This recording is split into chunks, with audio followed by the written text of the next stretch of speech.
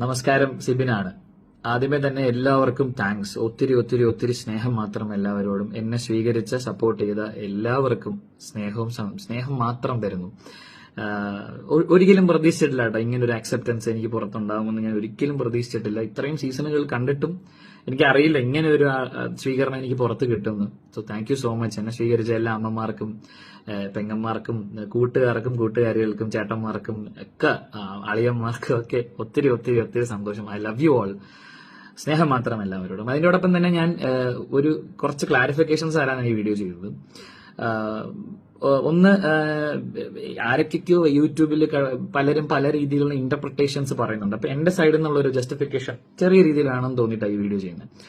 ഒന്ന്, ഞാൻ ഏറ്റവും കൂടുതൽ ആരാധിക്കുന്ന, ഞാൻ ദൈവത്തെ പോലെ തന്നെ കാണുന്ന ഒരു മനുഷ്യൻ. നിങ്ങൾ എൻട്രി എപ്പിസോഡ് ശ്രദ്ധിച്ചാൽ മനസ്സിലാവും. ഞാൻ മോഹൻലാലിനെ കണ്ടപ്പോൾ, അദ്ദേഹത്തെ ആ ഒരു മഹാനടനെ, ആ ഒരു അതുല്യ പ്രതിഭയെ കണ്ടപ്പോൾ ഞാൻ ഭയങ്കര ദൈവത്തെ കണ്ട ഫീലായിരുന്നു എനിക്ക്. അങ്ങനെ ഞാൻ ആദ്യമേ തിയേറ്ററിൽ പോയി കാണുന്നത് ലാലേട്ടന്റെ സിനിമയാണ്, ഹരികൃഷ്ണൻസ്. തിയേറ്ററിൽ പോയി കാണുന്ന പടം. അപ്പം അന്ന് മനസ്സിൽ കയറ്റിയ ആ മോഹൻലാൽ എന്ന് പറഞ്ഞ മഹാനടൻ എന്നെ വഴക്ക് പറഞ്ഞത് എനിക്ക് എടുക്കാൻ പറ്റിയില്ല. അത് എന്റെ കുഴപ്പമാണ്. ഞാൻ ആരെയും കുറ്റം പറയില്ല. അത് എന്റെ മാത്രം പ്രശ്നമാണ്.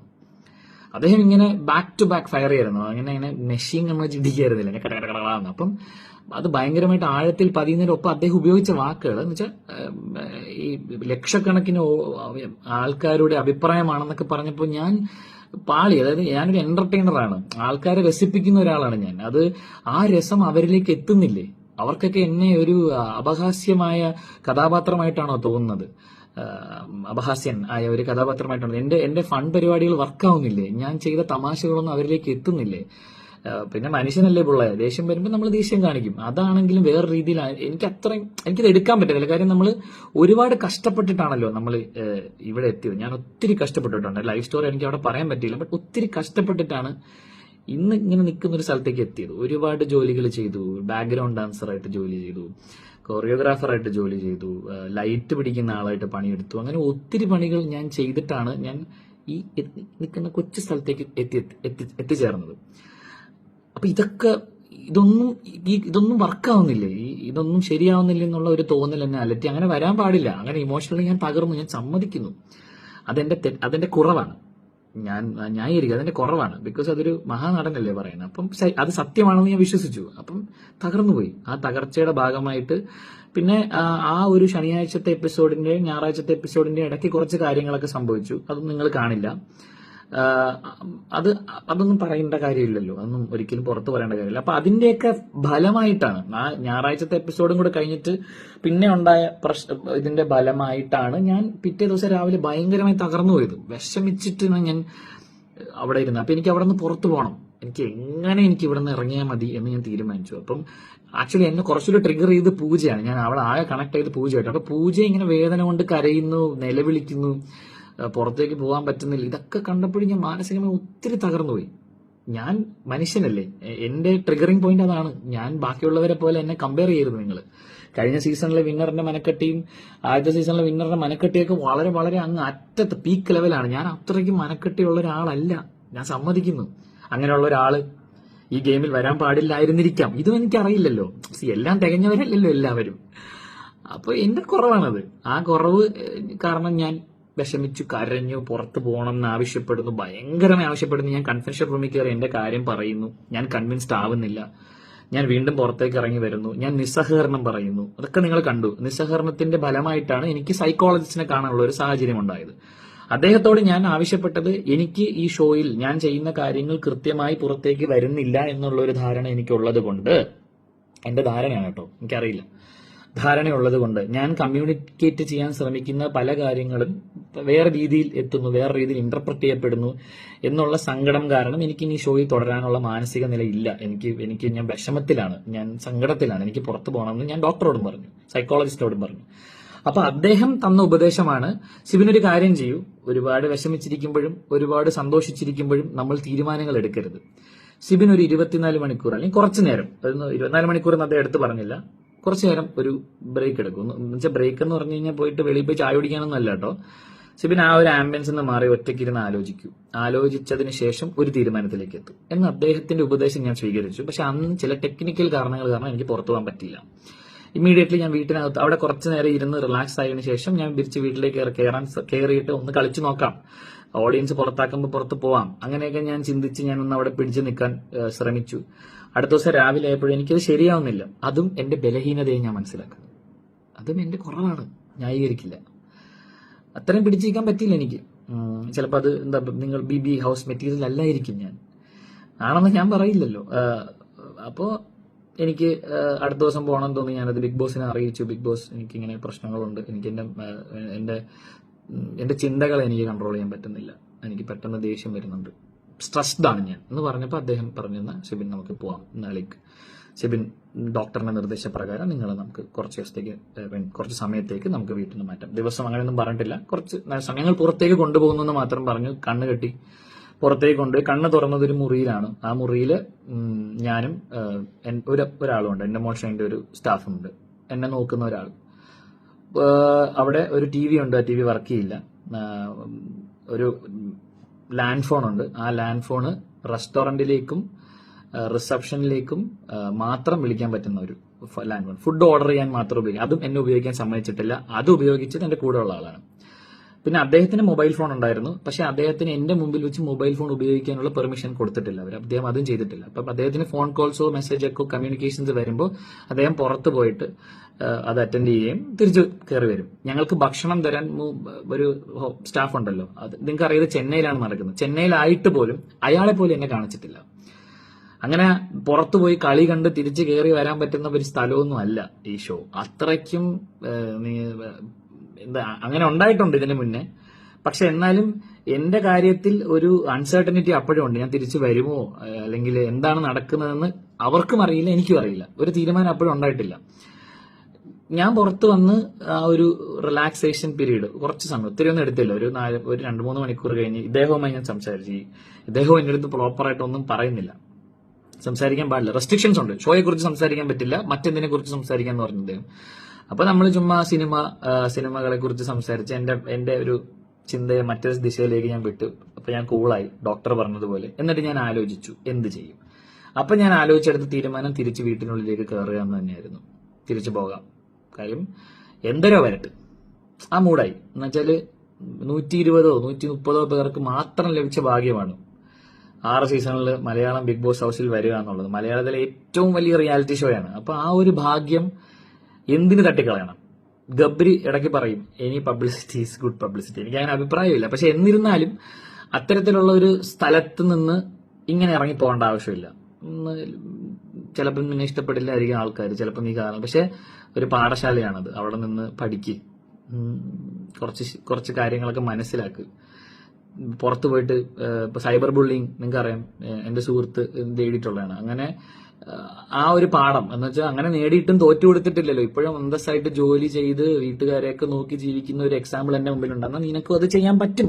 നീ പുറത്തുപോയി നിനക്ക് അത്തരത്തിലുള്ള സൈബർ ബുള്ളിങ്ങും അത്തരത്തിലുള്ള ആക്രമണങ്ങളും ഉണ്ടായാൽ നീ അത് നേരിട്ട് മുമ്പോട്ട് പോകാൻ ധൈര്യം സംഭരിക്കേണ്ട ഒരാളാണെന്ന് എന്നെ തന്നെ പറഞ്ഞ് ബോധിപ്പിച്ചിട്ട് ഞാൻ അകത്ത് കയറാൻ പൂർണ്ണമായും തയ്യാറായി.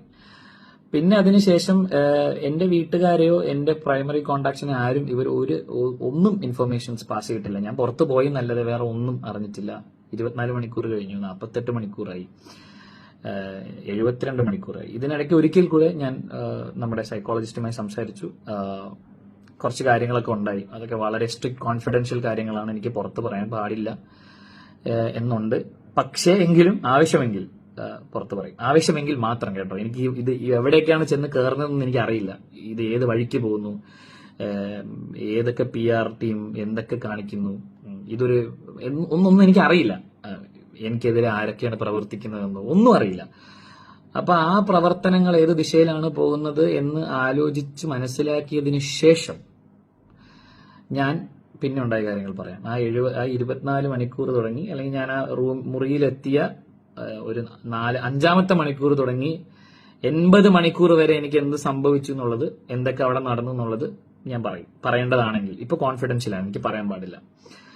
അതിനുശേഷം എന്നെ ഇവരെ അറിയിക്കുന്നു എനിക്ക് ഷോയിൽ തുടരാൻ പറ്റില്ല. അതായത് ഡോക്ടർ പറഞ്ഞു. ഞാൻ വളരെ ചില്ലായിട്ടാണ് ഡോക്ടറിനോട് സംസാരിച്ചത് കേട്ടോ. വളരെ കൂളായിട്ട് ഞാൻ അദ്ദേഹത്തെ എന്റെ അടുത്ത പരിപാടികൾ എന്താണെന്ന് ഞാൻ പറഞ്ഞു മനസ്സിലായി. ഞാൻ ജിൻഡോയുടെ കൂടെ പോയി ഞാൻ വർക്കൗട്ട് ചെയ്യാൻ പോവാണ്. പിന്നെ ഋഷിയുടെ കൂടെ ചേർന്ന് ഞാൻ ഡാൻസ് കളിക്കും, ഡാൻസ് പ്രാക്ടീസ് ചെയ്യും. അങ്ങനെ വെറുതെ ഇരിക്കുന്ന സമയങ്ങൾ ചുമ്മാ ഒന്ന് ആലോചിച്ച് കൂട്ടാതെ ഇങ്ങനത്തെ പരിപാടികളിൽ ഞാൻ എൻഗേജ് ചെയ്യാം. അപ്പൊ എന്റെ മൈൻഡ് കൂളാവും ഡോക്ടർ എന്നൊക്കെ പറഞ്ഞ് ഞാൻ പുള്ളീനെ കൺവിൻസ് ചെയ്തു എന്നുള്ള ധൈര്യത്തോടു കൂടി ഇരുന്നപ്പോഴാണ് ഒരു 72 മണിക്കൂർ കഴിഞ്ഞിട്ട് എനിക്കൊരു വിവരം കിട്ടുന്നത്, ഈ ഷോയിൽ കണ്ടിന്യൂ ചെയ്യാൻ പറ്റത്തില്ല, പുറത്തേക്ക് പോകണമെന്ന്. ചാനൽ ഷോയുടെ അധികൃതർ തന്നെ എന്നത് അറിയിച്ചു. അപ്പൊ തന്നെ ഞാൻ അവരെ കൺവിൻസ് ചെയ്യാൻ ശ്രമിച്ചിട്ടില്ല. ആ മൊമെന്റിൽ എനിക്ക് തുടരാൻ പറ്റില്ല എങ്കിൽ ഞാൻ പറഞ്ഞ എന്റെ പ്ലാനുകളൊക്കെ ഇതായിരുന്നു. ഇല്ല സെബിൻ, അത് ഡോക്ടർ പറഞ്ഞു സെബിന് തുടരാൻ പറ്റില്ല എന്ന്. ആ തീരുമാനം കൊണ്ടാണ് ഞാൻ പുറത്തേക്ക് വന്നത്. അപ്പൊ ഇതാണ് ഉണ്ടായത്. ബിഗ് ബോസ് തുടങ്ങിയ കാലം മുതലേ ഉള്ളതാണ് ആൾക്കാർ കൊളാപ്സ് ആവുക മെന്റലി. അപ്പോ നമ്മൾ ടാസ്ക് ചെയ്യുമ്പോൾ മുറിവ് പറ്റുമ്പോൾ എന്ത് ചെയ്യും? മെഡിക്കൽ റൂമിൽ കൊണ്ടുപോകും, ട്രീറ്റ്മെന്റ് ചെയ്യും. ഒത്തിരി പരിക്കുകൾ ഉണ്ടെങ്കിൽ ഹോസ്പിറ്റലിൽ കൊണ്ടുപോകും, ട്രീറ്റ് ചെയ്യും, തിരിച്ചു കൊണ്ടുവരും. 1 2 ഇപ്പം റസ്മിൻ 3 ദിവസം ആശുപത്രിയിൽ അഡ്മിറ്റ് ആയിട്ടല്ലേ തിരിച്ചു വന്നത്. റസ്മിൻ കളി പഠിച്ചിട്ടാണോ അത് കയറിയത്? TV കാണാൻ അങ്ങനെയൊന്നും പറ്റില്ലെന്നേ. അങ്ങനെയാണെങ്കിൽ എല്ലാ ദിവസവും എനിക്ക് എനിക്കൊന്ന് പുറത്തെ കാര്യങ്ങൾ അറിയണം എന്ന് പറഞ്ഞിട്ട് ഞാൻ പോയി തലയിറങ്ങി വീണ്ടും പോയി പുറത്തെ കാര്യം അറിഞ്ഞിട്ട് വരാൻ പറ്റില്ല. അങ്ങനെയൊന്നും പറ്റില്ല. അപ്പം ഞാൻ ന്യായീകരിക്കുന്നില്ല നടന്ന കാര്യങ്ങളൊന്നും. ഞാൻ കരഞ്ഞു, ഞാൻ വിഷമിച്ചു, സങ്കടം വന്നു, പുറത്തു പോകണമെന്ന് ഇമോഷണൽ മോഡിൽ ഞാൻ പറഞ്ഞു. അത് ഡോക്ടർ സൈക്കോളജിസ്റ്റുമായി സംസാരിച്ചതിന്റെ ഒരു കൺവിൻസിങ് പ്രകാരം, അദ്ദേഹം എന്നെ കൺവിൻസ് ചെയ്ത പ്രകാരം ഞാൻ പുറത്തേക്ക് പോയി എന്റെ മൈൻഡിനെ ഒന്ന് കൂളാക്കി ഞാൻ തീരുമാനിച്ച് അകത്ത് കയറണമെന്ന് തീരുമാനിക്കുന്നു.